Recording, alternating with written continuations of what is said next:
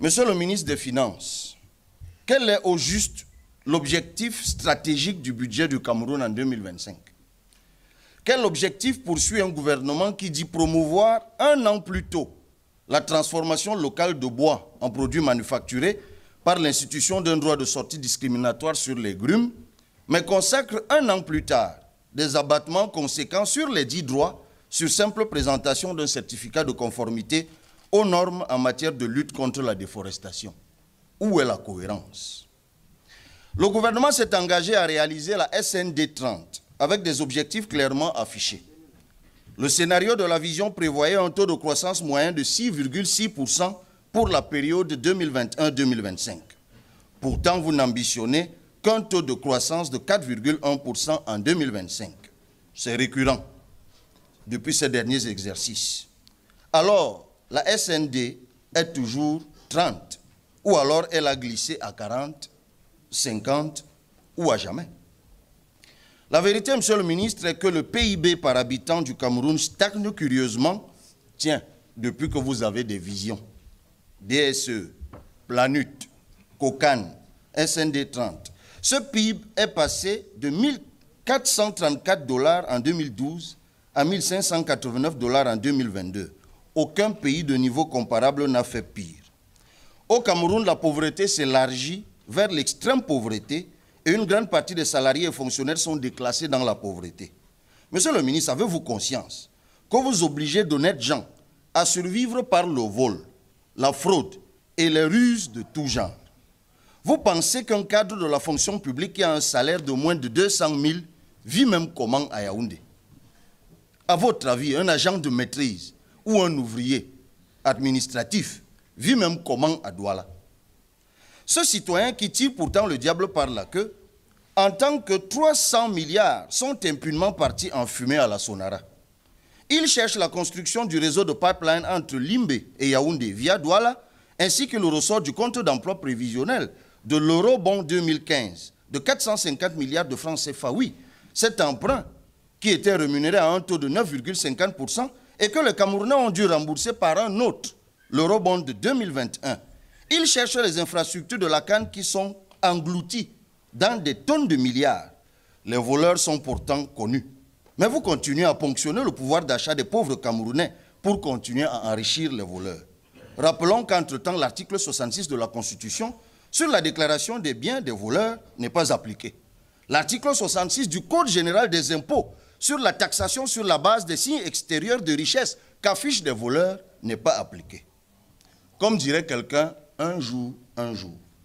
Monsieur le ministre, le budget de 2025, comme celui des 4 derniers exercices, ne sert ni les intérêts des entreprises, ni les intérêts des ménages camerounais. Pourquoi je le dis? Parce que vos politiques publiques ne concourent qu'au paiement des impôts, à la création de nouveaux impôts et à l'augmentation des tarifs des impôts existants. Aucune politique publique de votre budget n'augmente substantiellement le pouvoir d'achat, n'accroît la compétitivité des entreprises, ne concourt à la transformation locale ou ne crée des débouchés pour les produits subséquents. On dirait que vous gouvernez pour vous-même, contre les Camerounais, contre les ménages et contre les entreprises. Tant vous les confinez à l'informel, en les incitant, comme je l'ai dit tantôt, à la ruse, à la fraude ou à des comportements rentiers sur la commande publique. Le projet de loi de finances de 2025 est indissociable du projet de loi portant fiscalité locale. On en a parlé il y a quelques jours. Toutes les réformes reprises dans ce dernier auraient pu figurer directement dans le projet de loi de finances. Mais par rouerie habituelle, vous avez présenté 2 lois.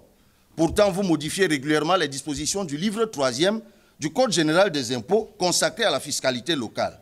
Le but était de dissimuler l'ampleur des nouveaux impôts dans le flot des reprises des dispositions non modifiées des dispositions du Code général des impôts portant fiscalité locale. Qu'on se comprenne bien, monsieur le ministre. La masse critique des prélèvements susceptibles d'induire le développement aussi entre 23 et 25% du PIB par exercice. Les capacités contributives des contribuables camerounais dépassent largement ce seuil. Le problème, c'est l'incurie du gouvernement. Sans création de nouveaux impôts et augmentation des recettes non fiscales, nous pouvons réaliser de façon optimale plusieurs objectifs de développement. Aller explorer les niches fiscales qui existent plutôt que de multiplier inlassablement les taux d'imposition et les nouveaux impôts. Dotez-vous d'une infrastructure informatique solide et intelligente dédiée à la dématérialisation des procédures fiscales, au suivi de la facturation électronique de toutes les opérations économiques, à la déclaration et au paiement de l'impôt. Tout le monde sait ce qui se passe ces jours-ci pour la déclaration des impôts. Réaliser un meilleur encadrement des amendes fiscales, monsieur le ministre, afin que celles-ci soient recouvrées comme les recettes budgétaires le sont. On est tous au courant des affaires Glencore, Bourbon, toutes choses qui démontrent clairement que les impôts que nous refusons ici à percevoir, ici au Cameroun, du fait de la corruption, sont revalorisés et payés en amende conséquente dans d'autres juridictions. Exercer aussi, monsieur le ministre, un meilleur contrôle fiscal. Le tableau synoptique de l'évolution du rendement de la Direction générale des impôts signale un rendement moyen de 40 milliards par exercice sur les 10 dernières années. L'activité manque cruellement de personnel. Dématérialiser et contrôler véritablement, ça élargira l'assiette fiscale. Pour finir, je vous exhorte, monsieur le ministre, à une taxation plus juste des revenus fonciers des particuliers, afin d'éviter qu'un taux confiscatoire ne vienne décourager les particuliers petits propriétaires. Une imposition progressive des petits propriétaires fonciers après prise en compte effective de l'abattement forfaitaire ou de charges réelles, comme vous l'avez dit, serait plus rationnelle. Et en partant, deux choses à vous dire. En 2017, je me souviens à l'université de Yaoundé 2, vous étiez à la dédicace d'un ouvrage sur la transformation structurelle. Le même auteur vient de publier un ouvrage très intéressant, en tout cas sous sa coordination, le professeur Henri Ngouatabi, qui est intitulé « État développementaliste camerounais versus État développementaliste sud-coréen. Comment réussir la transformation structurelle ?» Vous y trouverez des clés. Et je m'en vais donc en vous rappelant le conseil de la dernière fois.